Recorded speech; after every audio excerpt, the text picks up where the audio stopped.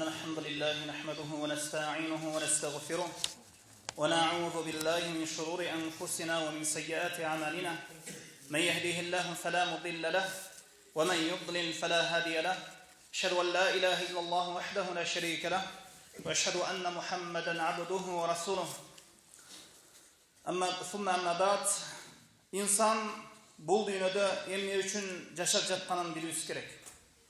İnsan бұл dünyada жақсылық амалдарын жинап, ошол жақсылық амалдарын менен жинаған жақсы амалдары менен Аллахқа жолугу үшін мына ошол жақсылық амалдары менен Аллахтың алдына барат. Мына ушуну максат кылуу керек. Бұл жашоого жақсылықты жиноо үшін келгенбиз. Аллах Таала бир аятта мындай дейт: واتقوا يوما ترجعون فيه إلى الله ثم توفى كل نفس ما كسبت وهم لا يظلمون. Ертең Аллахқа кайта турган күндөн коркула. Амалдарыңар жакшылык болсо жакшылык, жамандык болсо жамандык менен жазалана турган күндөн коркула. Эгер биз мына ушул нерсеге жеңил карай турган болсок, бул албетте биздин ыйманыбыздын алсыздыгынан.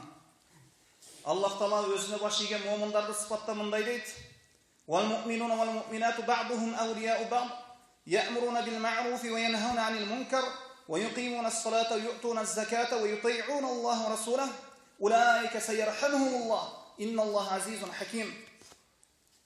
Момун эркектер жана момун аялдар бири-бирине дос. Ошол бири-бирине дос болгон момун эркектер жана момун аялдардын эң биринчи сыпаты тамак берүүбү же кийим кийдирүүбү дейилсе, алардын эң биринчи сыпаты коомдо адамдарды жакшылыкка буйруп, жамандыктан кайтаруу. Алардын эң биринчи сыпаты жакшылыкка буйрушат, жамандыктан кайтарышат. Жана Аллах Таала парз кылган ошол намаздардын окушат, зекеттерин беришет, Аллахка жана элчисине моюн сунушат. Мына ушуларга жакында Аллах Таала райым кылат. Эми бул жакшылыкка чакыруу, жамандыктан кайтаруу бул момун сыпаттала турган эң улуу сыпаттардын бири болуп саналат. Аллах Таала башка бир аятта өткөн коомдордон сабак алууну бизге буйруп мындай дейт: لعن الذين كفروا من بني إسرائيل على لسان داود وعيسى بن مريم ذلك بما عصوا وكانوا يعتدون كانوا لا يتناهون عن منكر فعلوه لبئس ما كانوا يفعلون. İsrail ұрпақтары, бізге чейин жашаған Бани Исраил. Дауд Исраил ұрпақтарының капыр болгондору Дауд жана Мариямдын уулу Ыйсанын тилинде каргышка калышкан. Бұл қарғыш күнөө кылгандары, чектен чыккандары себебинен болду. Дагы алар жасап жаткан күнөө иштеринде бири-бирин кайтарышпайт эле. Бул иштери кандай гана жаман жорук. Ошол бизге чейинки Бани Исраил урпактары, алардын арасында бир жаман иш боло турган болсо, бир жаман бир ширк болсун, бир жаман шариятка каршы келген иш боло турган болсо, алар бири-бирини насаат кылышпайт эле. Жамандыктан кайтарышпайт эле. Жакшылыкка буйрушпайт эле. Мына ушул жакшылыкка буйруган, жамандыктан кайтарган, Аллах парз кылган намазды окуган, зекетти берген адамдарга Аллах Таала эмнени даярдап койгондугуну кийинки аятта көрүңүз. Караңыз. وَعَدَ اللَّهُ الْمُؤْمِنِينَ وَالْمُؤْمِنَاتِ جَنَّاتٍ تَجْرِي مِنْ تَحْتِهَا الْأَنْهَارُ خَالِدِينَ فِيهَا وَمَسَاكِنَ طَيِّبَةً فِي جَنَّاتِ عَدْنٍ وَرِضْوَانٌ مِنَ اللَّهِ أَكْبَرُ ذَلِكَ هُوَ الْفَوْزُ الْعَظِيمُ.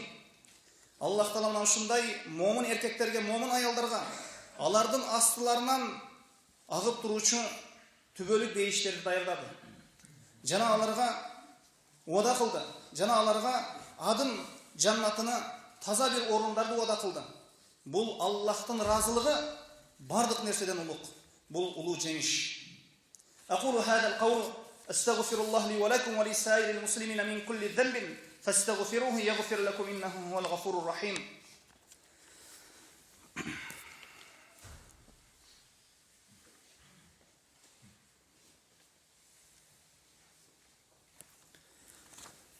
Bismillahirrahmanirrahim. Alhamdulillahi vahdahu ve salatu ve selamu ala Rasulillah thumma amma ba'd. İnsan Allah'ta moyun sunsa, Allah'ta iman keltirse, Peygamberin elçisi, naşol şariattın çeginden çıkpasa, Allah Taala buyurgan farz ibadatlardı, jana nafil ibadatlardı kolundan kelişinçe atkarsa, albatta mına şol beyişke jakın barat, jana beyiş menen sıylanat. Yani insan Allah'ın aslında jakşılıkta bolat. İnsan bir jamanlıkты jasasa, артынан jamanlık jasay berет.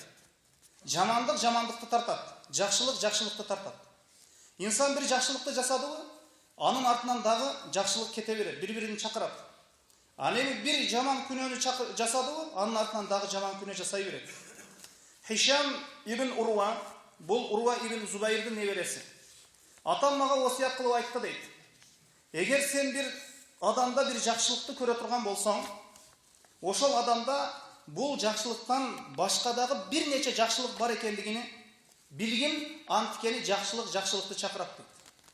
Эгер bir адамда bir жамандыкты көрө турган болсоң, эгер bir адамда bir жамандыкты көрө турган болсоң, ошол адамда ошол жамандыктан башкадагы жамандыктар бар экендигин билип койгон, анткени жамандыкты чакырат дейт.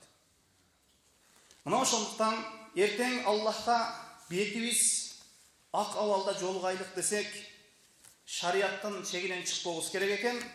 Адамдарды жакшылыкка буйруп, жамандыктан кайтаруубуз керек экен. Мына ошондо сайярхамхумуллах, мына ошондо мына ушундай сыпаттагы адамдарга Аллах Таала жакында мээримини жаадырат экен. Аллаху алам ва саллаллаху ала Мухаммадин ва алихи ва сахбихи ва саллам. Мына ушул аяттарга амал кылууну Аллах Таала барыбызга насип кылган болсун. Субханакаллаху ва хамдика, ашхаду ан ла илаха илля анта, астагфирука ва атубу илейк.